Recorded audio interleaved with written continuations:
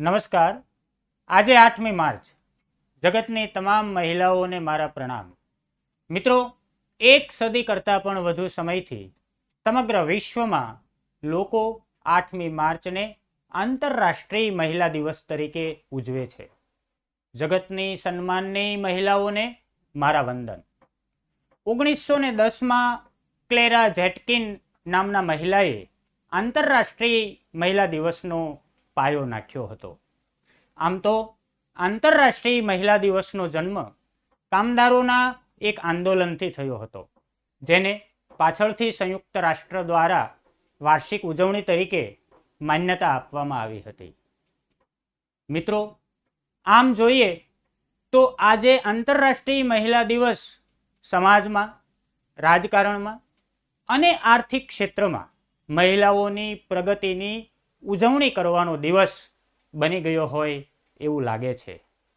આંતરરાષ્ટ્રીય મહિલા દિવસની વેબસાઇટ અનુસાર જાંબલી, લીલો અને સફેદ કલર આંતરરાષ્ટ્રીય મહિલા દિવસના આ મહત્વના રંગો છે. જાંબલી રંગ એ ન્યાય અને સન્માનનું પ્રતીક છે, તો લીલો રંગ આશા જગાવે છે, જ્યારે સફેદ રંગ મિત્રો શુદ્ધતાનું દર્શન કરાવે છે. એક સદી વીતી ગયા પછી પણ પ્રશ્ન થાય કે આપણે મહિલાઓને ન્યાય આપી શક્યા છીએ? આજે પણ ઘણા રાષ્ટ્રોમાં પુરુષ સંરક્ષક વિના લાંબા અંતરની મુસાફરી મહિલા કરી શકતી નથી, તેના પર પ્રતિબંધ છે. અરે, તાલિબાની મહિલાઓને તો ઘરની બહાર અથવા અન્ય લોકોની સામે પોતાનો આખો ચહેરો ઢાંકવાનો આદેશ આપેલો છે. ભારતમાં મંદિરો એવા છે જ્યાં મહિલાઓનો પ્રવેશ નિષેધ છે.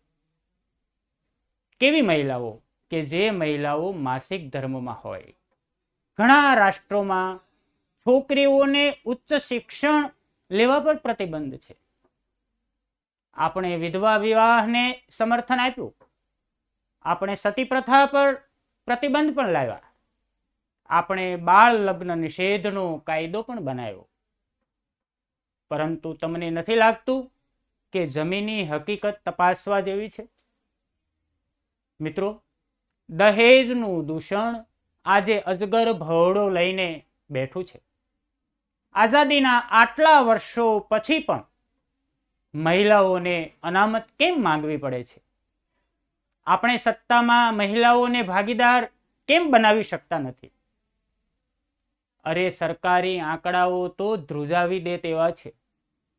ગત વર્ષે પોલીસે 31,874 કેસો બળાત્કારના નોંધ્યા છે. નવા ડેટા પ્રમાણે મહિલાઓના અપહરણ લગભગ 76,263 અપહરણના કેસો નોંધાયા છે. 2021માં પોલીસને 1,37,956 ફરિયાદો ઘરેલું હિંસાની મળી છે. એટલે કે દર 4 મિનિટે એક મહિલા સાથે ઘરેલું હિંસા થાય છે.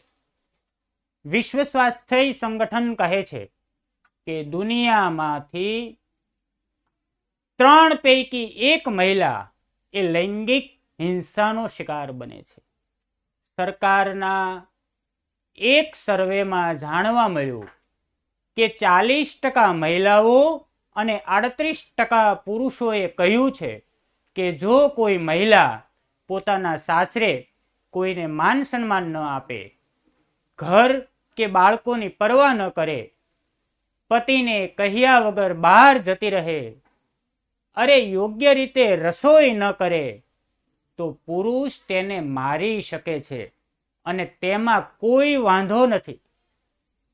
આ નકારાત્મક વિચારધારામાંથી પુરુષો અને મહિલાઓએ બહાર આવવું પડશે.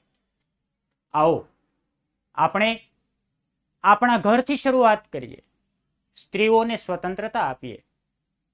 ઘરના નિર્ણયોમાં સ્ત્રીઓનો મત પણ લઈએ. સ્ત્રીને ભાગીદાર બનાવીએ. સ્ત્રીના ભાગમાં આવતા તમામ કામોમાં પુરુષો પણ સરખા ભાગીદાર થાય. મિલકતોનો વારસો પુત્ર અને પુત્રીને સરખા ભાગે વહેંચીએ. મહિલાઓને પણ પસંદગીનું શિક્ષણ આપીએ. આવો મહિલાઓને રસોડાના ઉંબરામાંથી બહાર આવવાની તકો પૂરી પાડીએ. નારી તું નારાયણી આ વિચાર માત્ર ચોપડીમાં ન રહે તેનો ખ્યાલ રાખીએ. મને લાગે છે કે દરેક પુરુષ પહેલા પોતાના પરિવારની સ્ત્રીઓનો આદર કરતો થાય.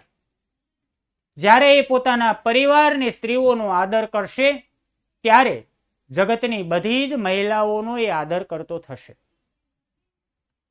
તો જગતની બધી જ મહિલાઓ સુરક્ષિત અને સલામતીનો અનુભવ કરશે. આવો અંતે એટલું જ કહીશ કે મહિલાઓને પૂરેપૂરી મોકળાશ આપીએ. તમામ મહિલાઓને મારા પ્રણામ. ફરી મળીએ કોઈ એક નવા વિચાર સાથે, કોઈ એક નવી વાત સાથે.